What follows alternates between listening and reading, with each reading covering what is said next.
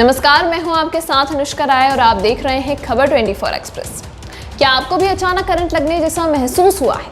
किसी चीज को छूते ही करंट लग जाता है, एक दूसरे को छूने से भी लग रहा है करंट, बिना बिजली के संपर्क में आए भी बार बार लग रहा है करंट। लगे 440 वोल्ट छूने से तेरे, लगे 440 वोल्ट छूने से तेरे। दरअसल इन दिनों यह करंट के झटके एकाएक बढ़ गए हैं। यही कारण है कि कोरोना काल में भी करंट लगने की चर्चा लोगों के बीच जोरों पर हो रही है। कुछ लोग इसको लेकर अफवाह फैला रहे हैं। ऐसे कई लोग हैं जिनको कुछ भी छूने पर करंट लगने जैसा झटका महसूस हो रहा है। आपने कभी ना कभी ऐसा अनुभव जरूर किया होगा, जब किसी चीज को छूते ही आपको बहुत तेज करंट लगा हो, या कभी किसी व्यक्ति को छूते ही आपको बिजली सा झटका महसूस हुआ हो और आप समझ ही नहीं पाए हो कि ये क्या हुआ और कैसे हुआ, क्योंकि उस चीज और उस व्यक्ति का बिजली से तो कोई संपर्क था ही नहीं। फिर आपको झटका कैसे लगा? हो सकता है कि इस मुश्किल से आपका कई बार सामना हुआ हो या होता रहता हो, यानी कई बार आपको इस तरह का करंट लगता रहता हो और इस सवाल का जवाब आपको अब तक नहीं मिला हो। ऐसे में आज आपको इस सवाल का जवाब बता ही देते हैं।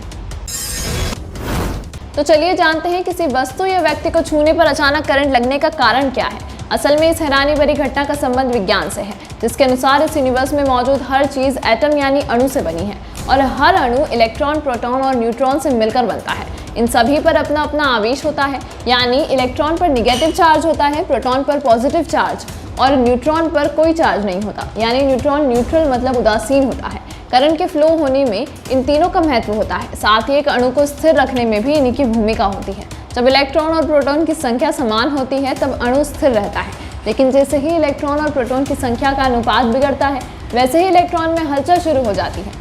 जो वस्तुएं बिजली की संचालक होती हैं वो इलेक्ट्रॉन को आसानी से बाहर नहीं जाने देती हैं। ऐसे में उन वस्तुओं के अणुओं में इलेक्ट्रॉन यहाँ वहाँ हलचल तो करते रहते हैं, लेकिन उस अणु की सीमा को पार नहीं कर पाते। ये हलचल करते हुए इलेक्ट्रॉन ही करंट के लिए जिम्मेदार होते हैं। अब हमारे शरीर को अचानक लगने वाले करंट की प्रक्रिया को समझते हैं। हमारा शरीर आसपास की चीज़ों से एक्स्ट्रा इलेक्ट्रॉन जमा करता है, जैसे ऊनी कपड़ों से और रबर सोल वाले स्पोर्ट्स शूज़ जैसे बहुत सी चीज़ों से। ऐसा होने पर हमारे शरीर में इलेक्ट्रॉन का चार्ज बढ़ जाता है और जब इलेक्ट्रॉन्स का नेगेटिव चार्ज किसी वस्तु, खासकर मेटल या व्यक्ति के पॉजिटिव चार्ज के संपर्क में आता है तो नेगेटिवली चार्ज इलेक्ट्रॉन से तेज़ी से घूमने लगते हैं। इलेक्ट्रॉन्स की इस तेज़ गति के कारण हल्का झटका लगता है, जिसे हम करंट कहते हैं। फिजिक्स में इसे स्थिर विद्युतिकी यानी इलेक्ट्रोस्टैटिक्स कहा जाता है। वैसे तो सर्दियों में इसका ज़्यादा प्रभाव होता है, लेकिन गर्मियों में भी यह महसूस किया जाता है। सर्दियों में इलेक्ट्रॉनिक चार्ज सबसे ज़्यादा होता है, क्योंकि सर्दी का मौसम शुष्क होता है और इस मौसम में हमारी स्किन सूखी होने के कारण इलेक्ट्रॉन हमारी स्किन पर विकसित होने लगते हैं, जिसके कारण हमें सर्दियों में ज़्यादा करंट महसूस होता है, जबकि गर्मियों में वातावरण नम होता है और हमारी त्वचा भी। इसलिए गर्मियों में इलेक्ट्रॉन यानी नेगेटिव चार्ज हमारी स्किन पर जमा नहीं हो पाते और हमें करंट का अनुभव नहीं होता है।